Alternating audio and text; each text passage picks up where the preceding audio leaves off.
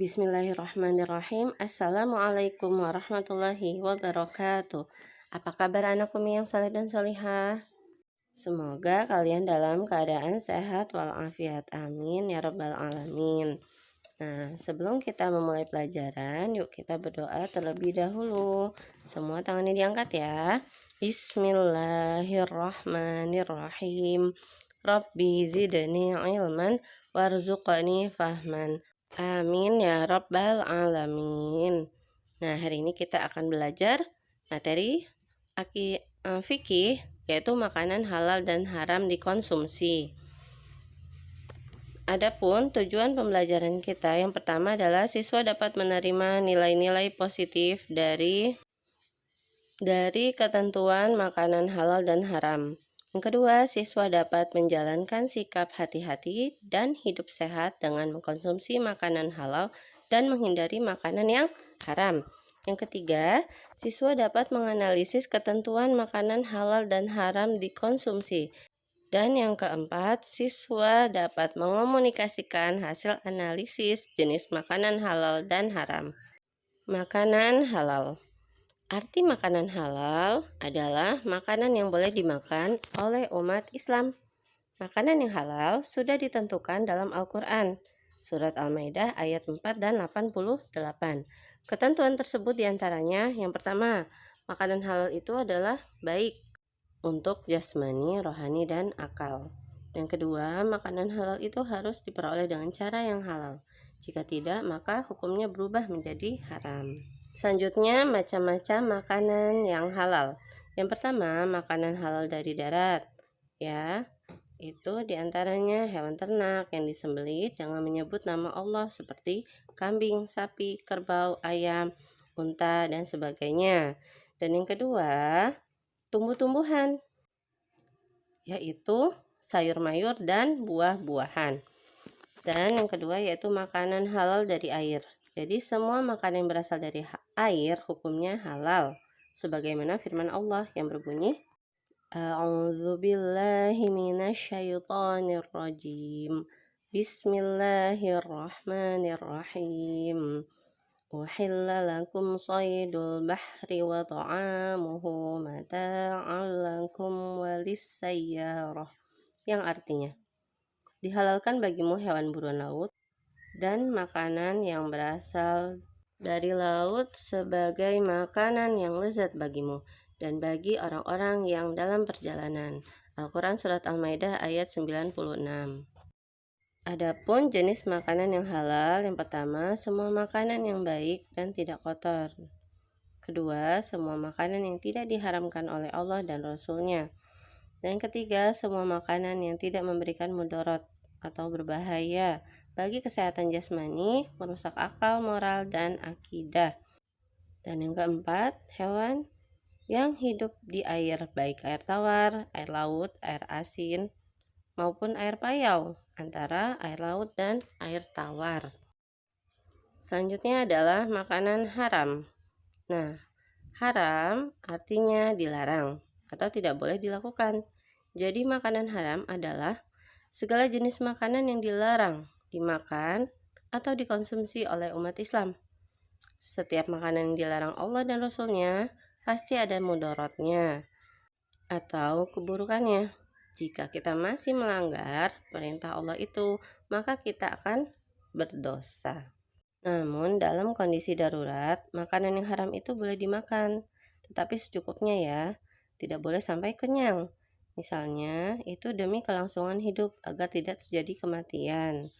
Contoh, ketika di padang pasir, di sana tidak ada tumbuhan dan makanan, tiba-tiba melintas seekor ular. Itu tidak apa-apa, dibunuh dan dimakan, tetapi secukupnya, tidak boleh sampai kenyang. Sebagaimana firman Allah, A'udzubillahi minasyaitonirrajim.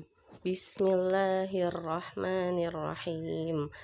فمن اضطر في مخمصة غير متجانف لإثم فإن الله غفور رحيم. Yang artinya, siapa yang terpaksa mengkonsumsi makanan yang diharamkan karena lapar, bukan karena ingin berbuat dosa, Maka sungguh Allah Maha Pengampun lagi Maha Penyayang. Al-Quran Surat Al-Maidah ayat 3. Dan disebutkan juga dalam Al-Quran Surat Al-Baqarah ayat 173 yang berbunyi Bismillahirrahmanirrahim. فَمَنِ اضْطُرَّ غَيْرَ بَاغٍ وَلَا عَادٍ فَلَا إِثْمَ عَلَيْهِ إِنَّ اللَّهَ غَفُورٌ رَحِيمٌ, yang artinya, siapa yang dalam kondisi terpaksa memakannya, sedang ia tidak menginginkannya dan tidak pula melampaui batas, maka ia tidak berdosa. Sesungguhnya Allah Maha Pengampun lagi Maha Penyayang. Al-Quran Surat Al-Baqarah ayat 173. Adapun macam-macam makanan haram. Yang pertama, sesuai dengan Al-Quran Surat Al-Maidah ayat 3, di sini Allah mengatakan bahwa diharamkan bagimu memakan makanan bangkai, seperti bangkai, darah, daging babi, daging hewan yang disembelih bukan atas nama Allah, seperti yang tercekik, yang dipukul, yang jatuh, yang ditanduk, dan yang diterkam binatang buas, kecuali yang sempat kamu sembelih. Dan diharamkan pula yang disembelih untuk berhala, dan diharamkan pula mengundi nasib dengan azlam anak panah, karena itu suatu perbuatan fasik. Dari ayat di atas dijelaskan bahwa jenis makanan yang diharamkan Allah yaitu yang pertama bangkai. Bangkai yang mati dengan sendirinya tanpa disembelih dengan nama Allah, seperti sakit, jatuh, tercekik, diterkam binatang buas, ditanduk. Nah, kecuali ikan dan belalang ya. Kalau itu boleh dimakan, ya.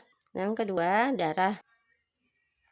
Darah itu haram dimakan.